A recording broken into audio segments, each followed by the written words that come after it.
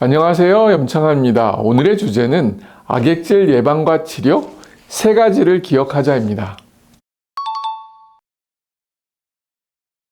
네, 분명히 있습니다. 악액질은 다양한 원인에서 오는 다인성 질환입니다.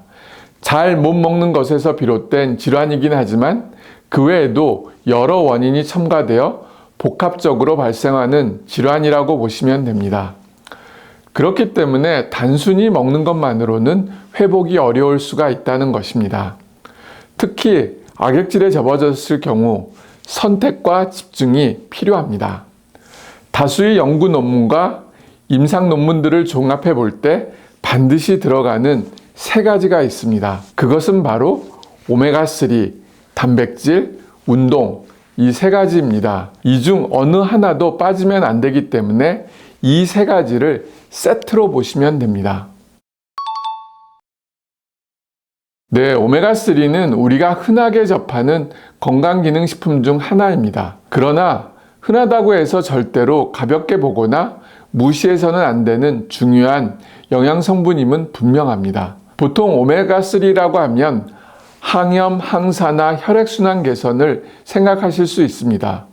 이외에도 오메가3의 구성성분인 DHA가 항암 효과가 있다는 것이 발표가 되면서 암 예방으로 오메가3 섭취를 주목하기도 합니다. 그런데 이 오메가3가 악액질을 예방하고 치료하는 데 매우 중요한 영양소라는 것은 많이들 모르고 계십니다. 요새는 흡수를 위해 RTG형을 섭취해야 한다는 것은 대부분 잘 알고 계십니다. 특히 DHA가 높은 것이 좋다라고 광고를 해서 그런지 DHA 함량이 높은 것을 사서 드시는데요. 악액질 질환에 있어서만큼은 EPA 비율이 높은 것을 드시는 것이 더 좋습니다. 그 이유는 EPA 성분이 암성 염증 반응에 의해 근육을 소모시키도록 하는 시그널을 저해시키는 역할을 하기 때문입니다.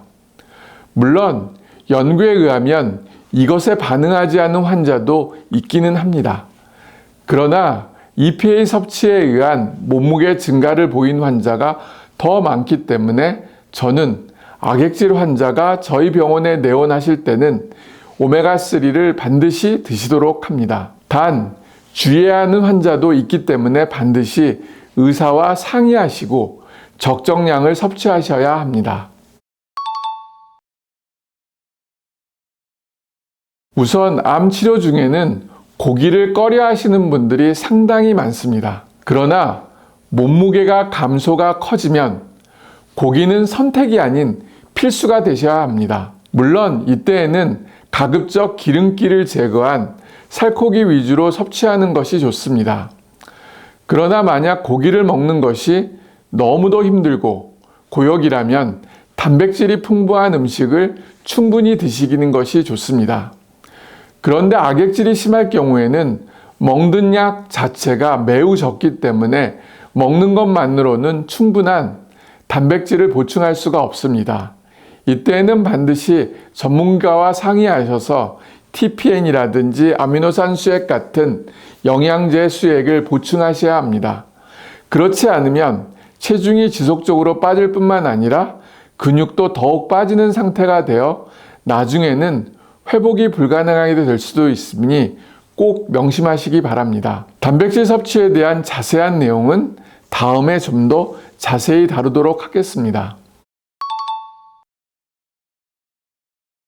네, 운동은 매우 중요합니다. 악액질을 예방하고자 하는 환자분들은 근력 운동과 유산소 운동을 병행하시는 것을 추천드립니다. 단, 너무 과하게 하실 필요는 없습니다.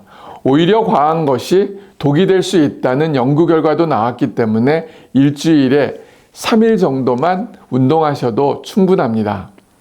운동을 하실 때는 하루 20분 정도는 근력 운동을 하고 30분 정도는 자전거 타기나 가벼운 조깅으로 유산소 운동을 하시는 것이 좋습니다. 그러나 몸무게가 빠진 상태, 즉 악액질인 상태에서는 조금 다르게 하셔야 합니다.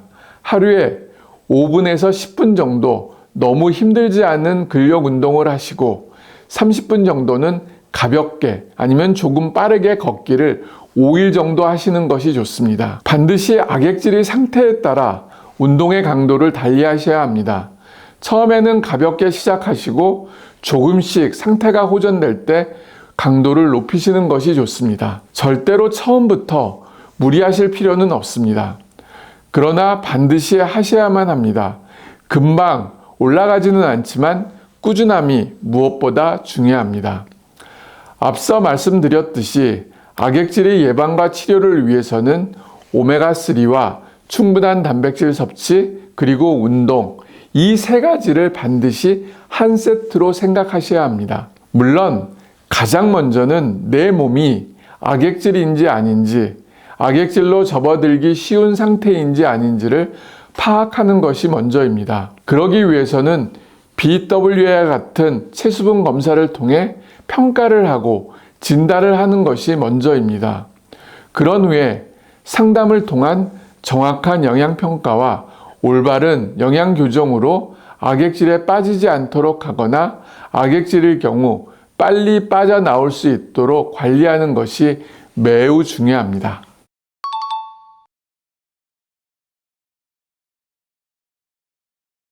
이 악액질에 대한 이야기를 몇 번이고 반복하는 데에는 이유가 있습니다.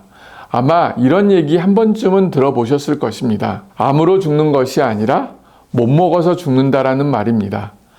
맞습니다. 암이 커져서 상태가 나빠지는 경우도 많지만 암의 기수와 상관없이 암성 악액질 때문에 치료의 기회마저 갖지 못하는 경우가 의외로 상당히 많습니다. 악액질도 진행 단계가 있기 때문에 악액질의 마지막 단계에서는 사실상 손을 쓸 수가 없습니다. 그래서 진료를 보다 보면 시기를 넘겨 너무 늦게 오시는 악액질 환자분들을 만날 때가 종종 있는데 그때가 의사로서 가장 안타깝습니다. 그러니 제가 부탁드리고 싶은 것은 제발 너무 늦지 않게 와 주셨으면 합니다. 그래서 입맛이 없어 먹지를 못해 몸무게가 좀 빠지거나 기력이 계속 딸리신다면 그 부분에 대한 체크를 반드시 하시고 진행을 막으셔야 합니다. 그래야 버틸 수 있고 그래야 암 치료가 될 수 있습니다. 지체하지 마시고 꼭 내원하셔서 전문가와 상의하시길 바랍니다. 감사합니다.